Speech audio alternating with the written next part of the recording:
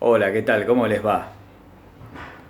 El tema que vamos a ver hoy es jurisdicción internacional en el derecho internacional privado. ¿Y qué es la jurisdicción internacional? Es el poder o potestad que tiene el Estado en entender una controversia atinente al derecho internacional privado que le es sometido a un juez o árbitro. Vale aclarar, cuando en este lugar hablamos de jurisdicción internacional, nos referimos al reparto de las competencias entre los estados, en los casos ius privatistas con elementos extranjeros. Es por esta razón que preferimos utilizar la expresión jurisdicción internacional, en sentido amplio, en vez del término competencia, más acotado y específico, ya que no nos ocupamos en saber cuál es la autoridad del Estado que debe entender en el caso. Por otro lado, las normas sobre jurisdicción internacional no solo se refieren a jueces o funcionarios que ejercen la actividad jurisdiccional.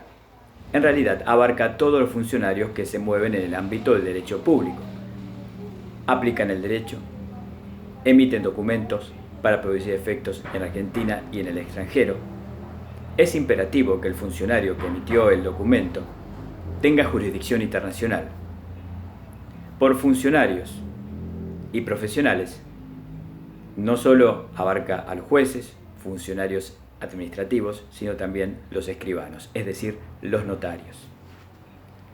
Aplican normas de fuente convencional o de origen interno, según el caso, sean jueces, funcionarios administrativos o escribanos.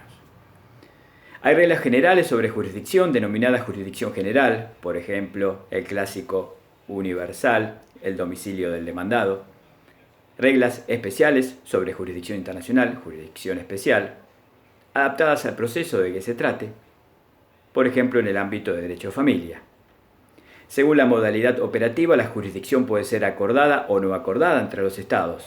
Según Goldschmidt, está el reparto autónomo de la jurisdicción cuando es acordada entre los estados, por ejemplo, artículo 56 de los Tratados de Derecho Civil Internacional de Montevideo de 1889 y de 1940, que establece que las acciones personales han de entablarse ante los jueces cuyo derecho resulte aplicable.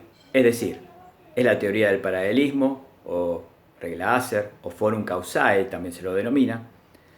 La teoría del paralelismo dice que primero hay que determinar el derecho aplicable para saber cuál es la jurisdicción. Y concurrentemente nos dice que la demanda se puede entablar ante los jueces del domicilio del demandado, foro de domicilio, o denominado principio universal, como decía Goldschmidt.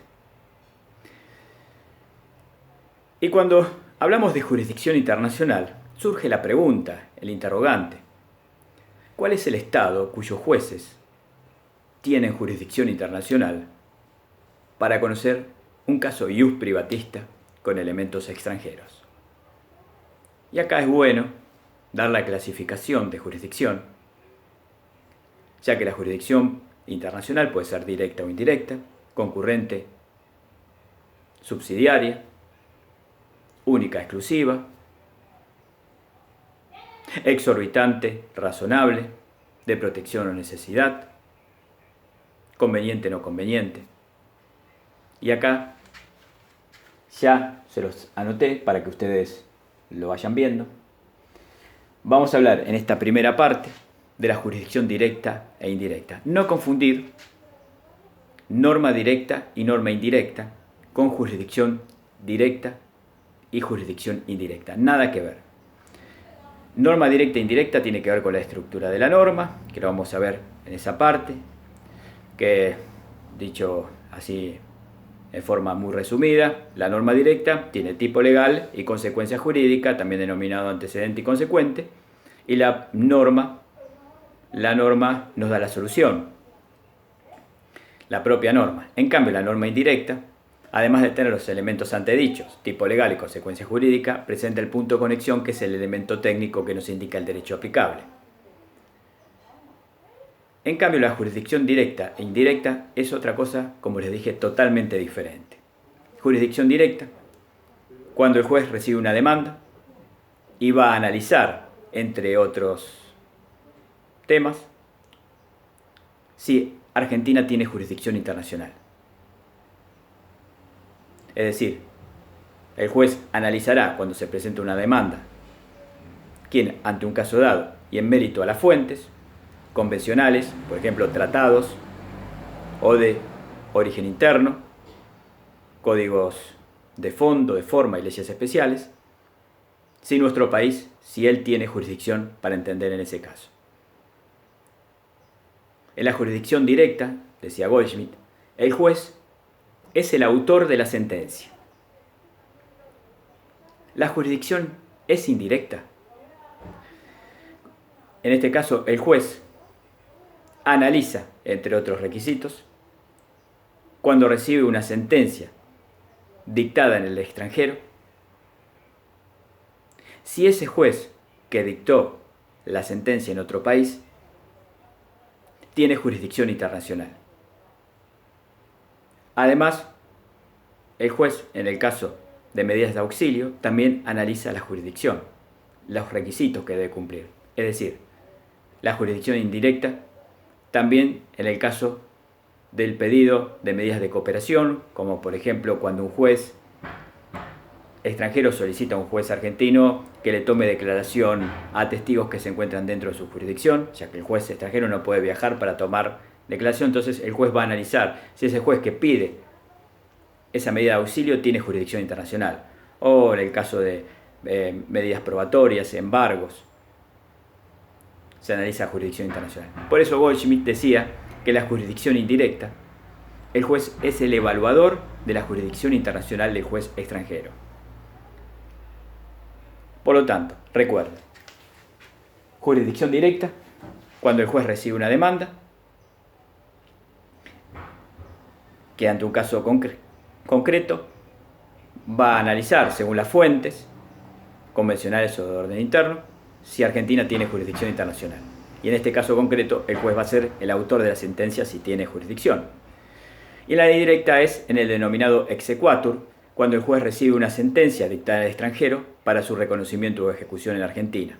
Va a analizar, entre otros requisitos, ya sea formales, de fondo y procesales, si el juez extranjero tenía jurisdicción internacional. Hasta acá hemos visto la parte de jurisdicción internacional, el concepto y la diferencia entre jurisdicción directa e indirecta. En otros videos sucesivos vamos a ver lo que es jurisdicción concurrente, jurisdicción subsidiaria, jurisdicción única, jurisdicción exclusiva, jurisdicción de protección, jurisdicción de necesidad, jurisdicción exorbitante, jurisdicción razonable, jurisdicción conveniente, jurisdicción no conveniente. La conveniente es denominado forum conveniens y la no conveniente forum no conveniens. Ha sido un gusto, los invito a suscribirse a YouTube. Es totalmente gratis, así reciben toda la información de Derecho Internacional Privado. Y si les resultó claro este video, me ponen me gusta, esto nos motiva. Y cualquier pregunta lo ponen en comentarios y nosotros obviamente lo vamos a responder gustosamente. Muchas gracias, nos vemos en el próximo video. Hasta luego.